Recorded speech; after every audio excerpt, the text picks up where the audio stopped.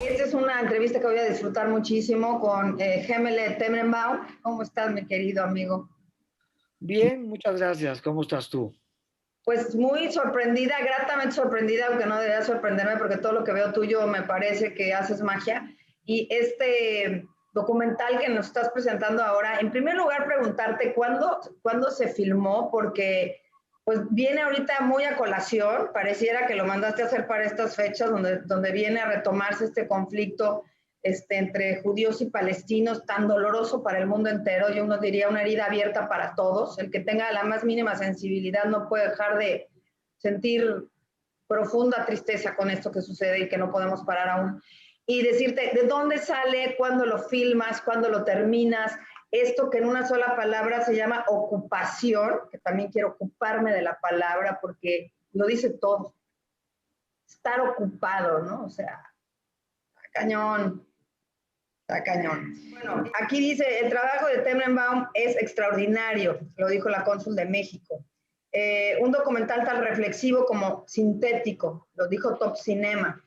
Un breve pero sacudidor documental, lo dijo Excelsior. Una inquietante mirada del conflicto israelí-palestino, imperdible, la directora de Canal 22. Un film para abrir los ojos y fomentar el diálogo, la revista Proceso. Una clara visión del conflicto y la propuesta de paz para ambos pueblos. Tenenbaum no lo redujo a la bota opresora, sino que apostó por una mirada más balanceada, lo dice el periódico Reforma. Un trabajo que subraya la palabra compasión, lo dice Cinema Tempo, y a través de una exhaustiva investigación, palabra ocupación nos pone contra una terrible realidad, eso lo dice Crónica. Y la verdad creo que te hicieron de justicia porque es una cosa corta, concisa, llena de significado y bueno, pues ya lo vi, lo puede ver la gente, platícame, ahora sí te doy la palabra. Gracias, Claudia, por tu invitación. Bueno, yo es un tema que lo tengo muy presente desde la niñez. Estudié en una escuela judía, sionista, de corte sionista. Aprendimos el hebreo desde que yo tenía 5 años y siempre teníamos presente el tema de Israel. Israel era el país de los judíos, ¿no? El Estado-nación de los judíos. Estoy hablando de un Israel en los 70, 60, 70, que era muy diferente al Israel que vemos hoy, que es un Israel muy poderoso, nuclear, poderoso en todos los sentidos, médicamente, tecnológicamente, militarmente, económicamente, de todo, ¿no? O sea, el 67 sucede la guerra de los 6 días, que es cuando Ándale, Israel cuando gana el no es territorio. nada fuerte, es un país débil, obviamente ya tiene 19 años de existir, se establece en el 48, en el 67 sucede la guerra, Israel gana esta guerra porque ataca primero y conquista en 6 días, es una de las guerras más cortas, en 6 días conquista todos esos territorios de Egipto, de Siria y de Jordania y se queda con estos territorios, los ocupa, pero los quiere regresar en el 67 y es donde se juntan los árabes en la famosa conferencia de Jartum, donde se juntan y dicen los famosos tres no. No a la negociación, no a la paz, no a la reconciliación. Reconciliation, no peace, no negotiation. O sea, los tres. Entonces Israel se queda con los territorios y se complica mucho con el tiempo. Israel dice, oye, esos territorios me dan un buffer zone por si llega a haber una guerra. Ahí están las historias bíblicas en el West Bank de Jordania. Vamos a quedarnos con esos territorios y se empiezan a poblar de pobladores judíos y se empieza a complicar todo. Pero bueno, regresando a lo que te estaba platicando, estudié en el Colegio Hebreo Talbot, un tema muy importante. Me volví un amante de Israel, viví en Israel un año en un kibutz, luego viví como camarógrafo de la televisión en el 93, trabajé en el Parlamento como fotógrafo, me enamoré por primera vez en un kibutz con una israelí preciosa. Entonces, siempre fue Israel un tema muy importante, un país muy importante para mí. Pero con el tiempo me empecé a dar cuenta, empecé a caer en cuenta que Israel sí vive una ocupación militar en Cisjordania y en Gaza. A Gaza lo dejó, o sea, se retiró unilateralmente en el 2007, pero realmente lleva ocupando estos territorios muchos, muchos años, con un pueblo, que es el pueblo palestino, que está ahí. Entonces Israel tiene la bota militar sobre otro pueblo por ya más de 50 años. O sea, en el 2017 fueron 50 años, o sea, ya llevamos más de medio siglo Sí, sí. Israel lleva más de medio siglo ocupando al pueblo palestino. Entonces, pues decidí abocarme al tema, me volví activista desde hace ya tiempo. Vino Gerson Baskin a México, lo invitaron unos amigos a dar unas Hablemos de pláticas. este personaje, porque es un personaje clave en el documental y bueno, yo creo que es mucho. Él es un activista humanitario, él es de origen, entiendo, es americano, ¿verdad? Americano. Ajá. Y ahora, ¿lo conoces? ¿Sabes de él? ¿Y cómo te acercas diciendo él se va a hacer el eje de la explicación o cómo? Exactamente. Como él venía a México a dar unas pláticas y yo tengo mi equipo de cine profesional, dije, bueno, pues ¿por qué no lo filmo? Una pequeña entrevista, yo la voy a Editar. financiar, Ah, lo grabo, edito en mi equipo, pongo algo de música y lo viralizo en las redes sociales. ajá. Mi idea era hacer una cápsula de 3 minutos. Espérate nomás. Bueno, se sienta en la silla, lo iluminamos, todo muy bien, muy padre, un súper fotógrafo, un muy buen sonidista, y empieza a hablar, y empieza a dar su testimonio, que es tan profundo y tan apasionado y tan claro, que yo pensé, no, este material da para mucho más que 3 minutos. Claro. Pero bueno, hablamos durante 2 horas, me puse a editar y me di cuenta que pues no daba para una cápsula, daba para más. Y empezó a crecer, a crecer, a crecer hasta que se volvió un cortometraje de 29 minutos. Es un cortometraje sería mediometraje. El día de hoy ya no existe esa palabra. Hay cortometraje y largometraje, pero es un largometraje largo. Y bueno, dije, bueno, pues adelante, que dé lo que tenga que dar. ¿Cuándo fue esto? ¿En qué año? Lo filmamos en el 2000, a finales del 2016, casi 2017. Ok. O sea, ya tiene tiempo, pero desgraciadamente no es extemporánea la entrevista. Es lo que Sí, cuenta, sigue sucediendo de igual manera o peor. Tal vez los números han cambiado. Por ejemplo, él habla de Gaza, que los jóvenes de Gaza tienen un desempleo del 65%. Puede ser que está peor ahora, después de 3 años, ¿no? sí, sí. Pero digo, el desempleo sigue estando rampante, la pobreza, el control de Israel sobre los palestinos. Si eres un judío que ha crecido en México y con esta cercanía o esta identidad que le genera a mucho judío mexicano ir a Israel, sin embargo, no has perdido esta óptica de justicia. ¿Cómo vive un judío en términos generales este tema? ¿No? Porque entiendo que también aquí está dividido, ¿no? Digamos, los más ortodoxos o tal. Pero yo veo a este señor también, este activista, que está también del lado de la justicia, la paz y el diálogo, ¿no? ¿Cómo lo vives desde el punto de vista de vivir en México? Es una pregunta muy buena. La comunidad judía, como lo platicamos en el otro documental que hice, El Tercer Espacio, es una comunidad hermética. Es una comunidad hermética y oficialista, en el sentido de que la comunidad va a apoyar al régimen oficial del momento en Israel. Si es de derecha, va a apoyar a la derecha. Si es de izquierda, va a apoyar a la izquierda. La comunidad, yo pienso que está muy aislada de la realidad de lo que sucede on the ground, o sea, en el territorio, en Palestina, porque está bombardeada por puros contenidos propagandísticos oficiales de Israel, que mandan estos videos por WhatsApp de cómo Israel es una maravilla y lo que ha logrado de los pantanos, lograron un vergel, el Startup Nation, o sea, la nación de startups, que sí es cierto, y todo lo que dicen esos videos es correcto. Israel en los 20, 30 del siglo pasado había muchos pantanos en la parte norte, y llegaron los pioneros de Europa y secaron los pantanos y hicieron un vergel de los pantanos. Es real. El día de hoy Israel es un país poderosísimo. Sí, bueno. Y lo que dicen estos videos es correcto, pero se quedan en la mitad de la verdad. No platican de este grave conflicto y grave lastre que tiene Israel, que tiene a un pueblo que no es el pueblo judío, bajo sus botas, bajo la bota militar. Y eso no es antisionista y es antijudío. No va con la justicia judía, no va con la ética judía.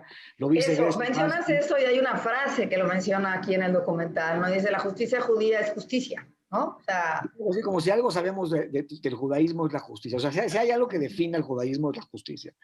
Y es cierto, el judaísmo... sí, pues vivieron una injusticia horrible, claramente, sí. Hemos vivido muchas injusticias horribles. Y bueno. Y no solamente eso, los judíos a raíz de esas injusticias se han vuelto luchadores de los derechos humanos durante muchos siglos. En Estados Unidos fueron importantísimos en la guerra de los derechos civiles de los negros en los 60s. Fueron al sur a luchar con Martin Luther King. están por todos lados. Estos grupos progresistas de judíos que luchan por los derechos humanos y por causas sociales.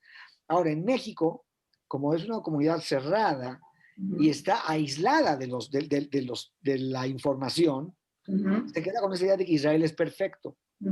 Mis papás piensan igual, mis papás.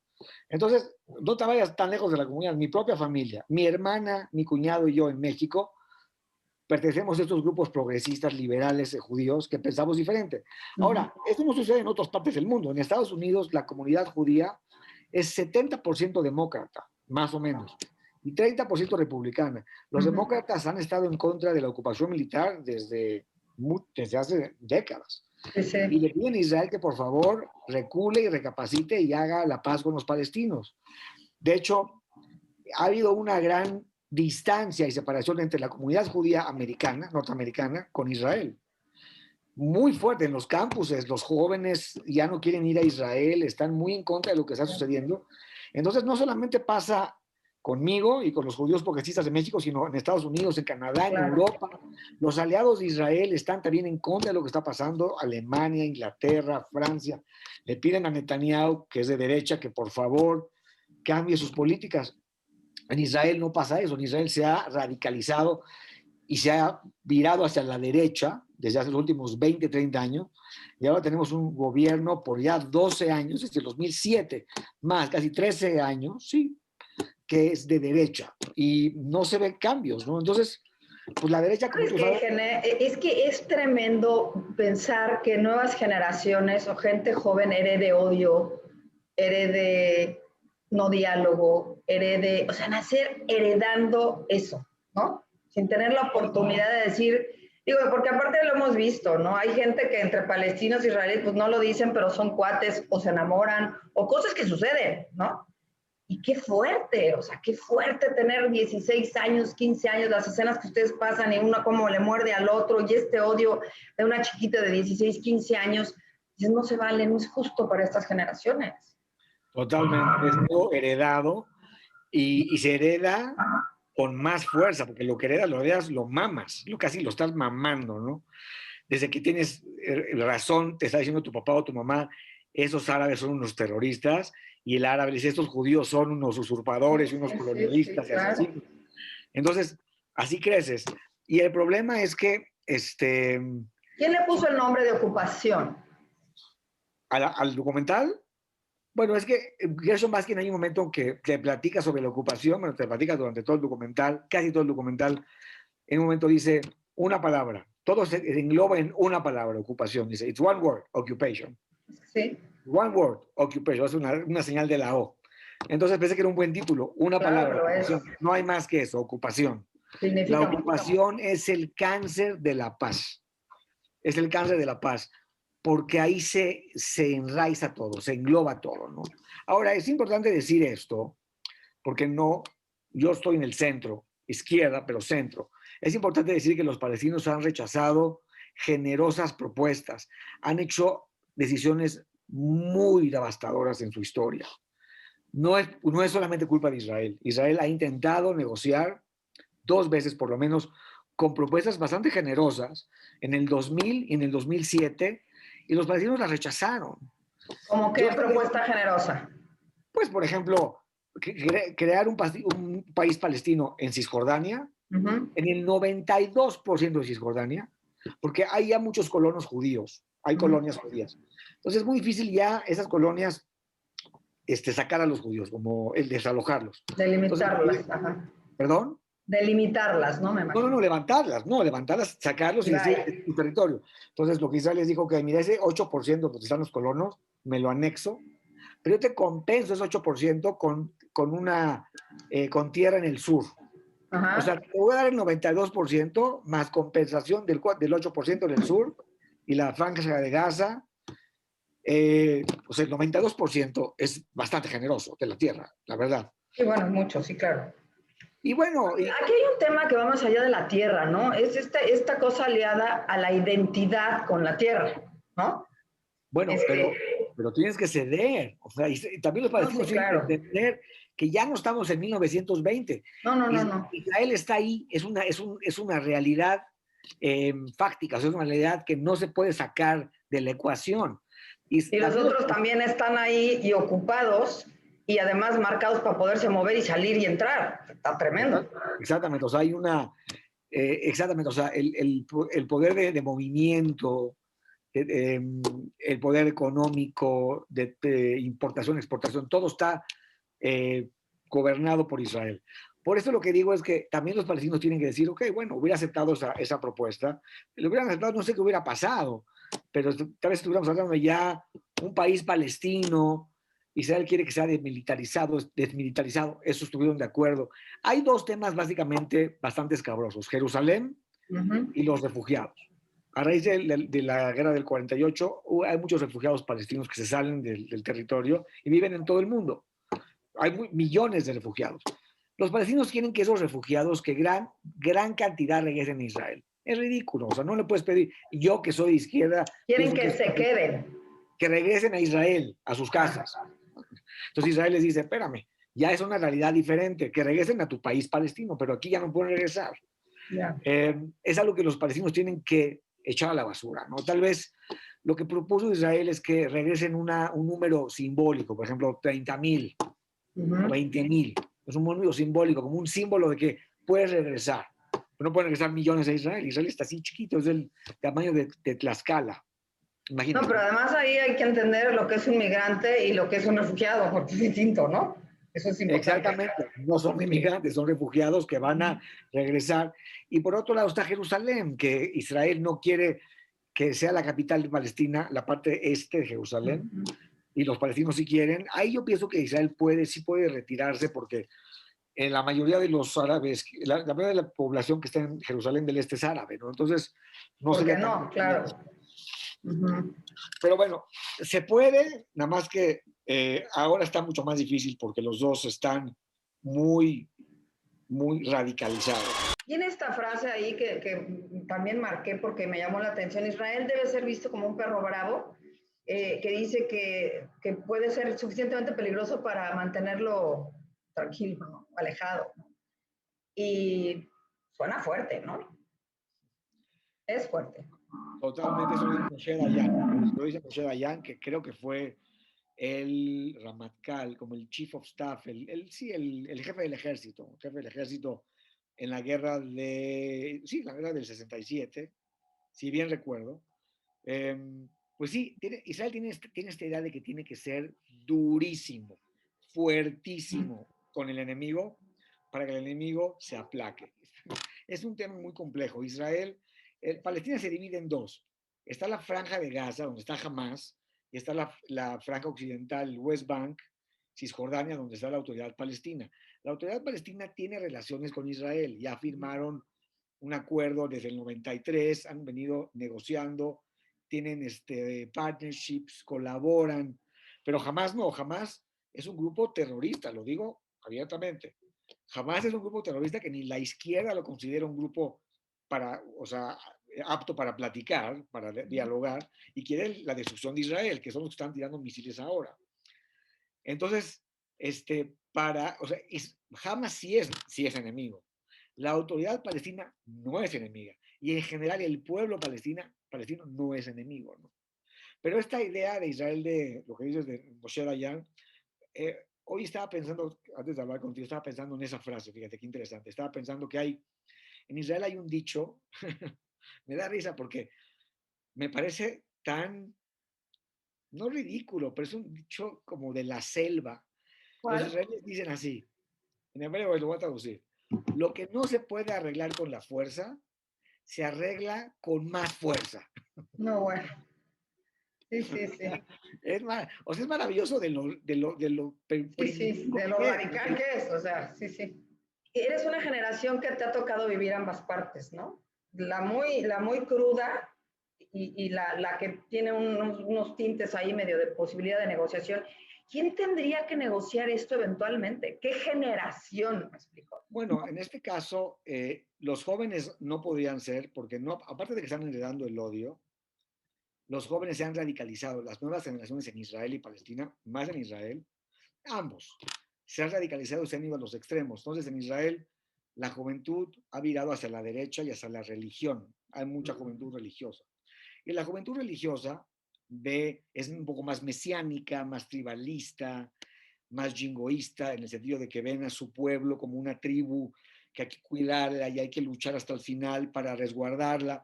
Entonces, bueno, en ese sentido ya ves a los demás como enemigos o como son actitudes separatistas, ¿no? El tribalismo es muy separatista, es mi tribu y todos están afuera, aguas, aguas. Por eso sería una buena propuesta gente más o menos de tu edad, yo digo, ¿no? Sí, o más grande. Hicieron fíjate, irónicamente hicieron una encuesta en Israel hace que serán unos 2 meses. 70% de los viejos está dispuesto a negociar la paz con Palestina en la solución de 2 estados para 2 pueblos. 70%. En los jóvenes, el 20%. O sea, Pues mi amor, 80% es que dice el dicho, más sabe el viejo el diablo por viejo que por diablo, ¿no? Exactamente, Claramente. exactamente. Porque se dan cuenta, y como dices tú, ellos también vivieron el Israel de los 70s, 60s, 80s ya empieza a cambiar, pero ese Israel como más ecuánime del Partido Laborista, que era de la izquierda, izquierda centro, yo pienso que los viejos o la gente de mi edad, como dices tú, no nos consideramos viejos, pero tal vez la generación de la gente que tiene 50, 60, pero tiene que ser alguien con mucha visión, que no esté sesgado por este Ni tribalismo. cegado, ni sesgado, ni cegado. Ni cegado, ni sesgado, exactamente. Y luego ya te digo, cuando hago el título de ocupación, digo, es que dice tanto, de verdad, es una palabra que dice mucho. Estás ocupado, ¿sabes? Estás dominado, es que eso es, estás ocupado. ¿Sabes qué es lo más interesante? Y esta palabra de ocupación que muchos judíos en México y fuera de México que están en estas comunidades herméticas te dicen, ¿qué ocupación? ¿De qué me hablas? No hay ninguna ocupación. Y ¿sabes qué es lo que es terriblemente triste? Que yo les trato de explicar y lo logro porque no hay, o sea, no hay manera que me refuten esto. Les digo, mira, olvídate si es positiva o negativa la ocupación. Vamos a decir que tú estás de acuerdo en la ocupación. Pero te voy a comprobar cómo si hay una ocupación. Israel conquista los territorios en el 67, los domina. Tiene 2 opciones. Tiene 3 opciones, Israel. Anexar el territorio, lo anexas. Entonces, esa población que está ahí, le tienes que dar ciudadanía, porque la estás anexando. 2, lo regresas el territorio al dueño original, que es Jordania. O 3, te quedas en medio, en no más land, en una tierra de nadie, que es la ocupación. Por ejemplo, Israel conquistó el Golán de Siria y anexó el Golán. En Siria, en el Golán, había muchos grupos sirios de drusos, que es un tipo de árabe. No son árabes, pero son musulmanes. Es una religión extraña, pero son muy parecidos a los musulmanes. Anexa y les da ciudadanía. Los drusos del Golán son israelíes. Unos están en contra de Israel, la mayoría no, porque son ciudadanos, votan, tienen sus ciudades, sus pueblos. Entonces Israel no anexó, no regresó, se quedó en medio. Yo te ocupo militarmente, no te doy ciudadanía, pero tampoco te dejo irte a tu país. Si tú tuvieras un hijo, ¿cómo le educarías a este respecto? Con la visión que tienes, que afortunadamente es amplia, es abierta, es plural, es inteligente. Le diría lo que me dijo un rabino ortodoxo en México, el rabino Miller, que es un gran rabino americano. Cuando yo le dije, oye, ¿qué le digo a los judíos en México cuando son racistas o son clasistas y ven al no judío de manera inferior? Me dijo esto, mira, tú solamente les puedes decir contestar esto. Dios creó a Adán y a Eva a su imagen y semejanza. No creó al judío a su imagen y semejanza, al primer hombre. ¿Para qué? Para que los hombres que vienen después no digan que son superiores al otro. Todos los hombres somos creados a imagen y semejanza de Dios. Todos somos divinos, todos. Negros, blancos, chinos, católicos, judíos. Ahí está toda la Torah en ese precepto. Sí, sí está. Si hubiera querido que el judío sea superior, hubiera creado al judío a su imagen y semejanza, no al primero. Y yo de repente digo, bueno, pienso tanto, tengo en la palabra ocupación, que dije ocupación no se acercará más a compasión. Híjole, no podría ser muy cercana, ocupación y compasión, ¿no? cambiar una por la otra. Pues tal vez por la Sion, pero la verdad es que están como en caminos opuestos. No, Yo le pues, diría a mi hijo que todos somos iguales, que todos somos sagrados, todos somos divinos, y que uno puede ser muy orgulloso de su pueblo, de su país, puede ser nacionalista, patriota, sin tener que ver a los demás de manera inferior. Es que se puede, no tiene que ser una o la otra, ¿no? sí, no, no, no. Es cuestión de tener proporción y aceptación por el otro, ¿no? Pero absoluta empatía, ¿no? Como dices tú, de igual a igual. Igual, igual. Bueno, y brevemente ya, porque no hemos hablado nada de la película, del corto, del documental. Entonces, la hiciste hace prácticamente 4 años y hoy estaba lista en este momento que mediáticamente encaja, pero maravillosamente y que además me deja con un sabor de verdad de vigencia, ¿no? De vigencia y de esperanza, ¿eh? También hay que decirlo, que eso es esperanzador, ¿no? No, tú te quedas así como cabizbajo. Todo lo que veo tuyo propone, la música es extraordinaria, quiero de verdad decirlo al musicalizador, wow, y la edición también, ni se diga. No dejes de hacer cine, es que la gente que piensa así y ve esto así y tiene esta capacidad de abstraer esto así, es la que tiene que hacer cine. Es la que tiene que hacer cine. Yo, la verdad, te felicito muchísimo. Todo lo que veo tuyo me gusta. A ver, ¿dónde la pueden ver? Decíamos que en Vimeo y que está complicado, véanla, de verdad vale la pena, es verdaderamente muy sencillo verlo, es muy barato verlo, y estás hablando de un trabajo que te llevó tiempo, dinero, esfuerzo. Yo veo cada vez cómo se tardan más en hacer un corto, un largo, un lo que sea, porque cada vez se las ponen más difícil, caray. Totalmente. Tenemos que A ver, agradecer el arte, agradecer esta ráfaga de información y de comunicación bien intencionada, además, ¿no? gracias. No está nada difícil ver el cortometraje, nada más hay Dime que cómo. entrar a Vimeo. Si es posible poner un cintillo cuando esté en Por supuesto, va a estar a lo largo de la entrevista estado, sí. la edición, poner el cintillo. Voy a poner Te invito, la además, lo ponemos página, en la página web también, sí, claro, la ahí. página web. Y las dos, Entran al password. ¿Cuánto cuesta verlo? A ver, 30 pesos, 30 pesos. 30 pesos, háganme el favor. Y la puede ver 3 gentes, 10 gentes, las que quieran. Sí, yo a propósito decidí poner un precio muy barato porque lo que no me interesa el dinero, me Me interesa queda que la gente claro. conozca el conflicto. Me quedé pobre con la película porque trabajé 3 años y puse una gran parte de mi patrimonio. No me importa, lo hago con mucho cariño por el bien de la paz, por el bien del pueblo israelí y el pueblo palestino ambos. Nada más hay que picarle, se mete uno a Vimeo, te registras con Facebook o por mail, pones tu tarjeta de crédito, tarjeta de débito, pagas y la puedes ver por 24 horas. Tiene subtítulos en español e inglés. Sí les comento al público que es importante que habiliten los subtítulos en español, porque está Ok. hablada en hebreo, en inglés y en árabe. Entonces, la gente Ajá. que habla inglés dice, pues yo entiendo el inglés, pero cuando llegan las partes de hebreo Sí, no van a no, no, entender. no, necesitas los subtítulos, claramente. Exactamente, no está nada difícil de ver. Mira, la verdad es que no es que cayó como anillo al dedo, la Oye, película pero les además tiene gustó. excelentes críticas. Digo, es muy raro que todo el mundo, ahora sí que periódicos de derecha y de izquierda y publicaciones de las dos, les gusta. Está muy equilibrado lo que dijeron de ella. Te Gracias. felicito, de veras. Gracias, muchas gracias. Bueno, mira, es una película con un tema diferente. También los medios en México no están acostumbrados a ver un tema así de un mexicano. Pues Pero tal además vez está lo ven explicado diferente. fácil, ¿eh? Porque mucha gente, pues digo, es un tema ya histórico y entonces uno va a estar acá y no te sientes como tan involucrado. No te sientes porque no lo ves.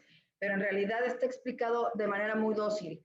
Y creo que es bien importante entender qué es lo que está pasando, ¿no? Es Sí, importante desde todas las ópticas.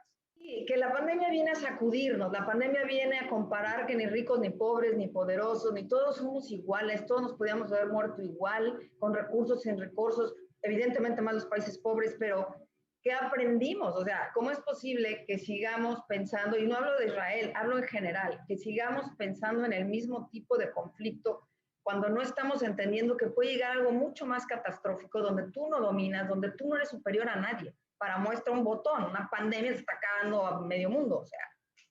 somos el único ser vivo del planeta, de la creación, que no aprende, que no aprende.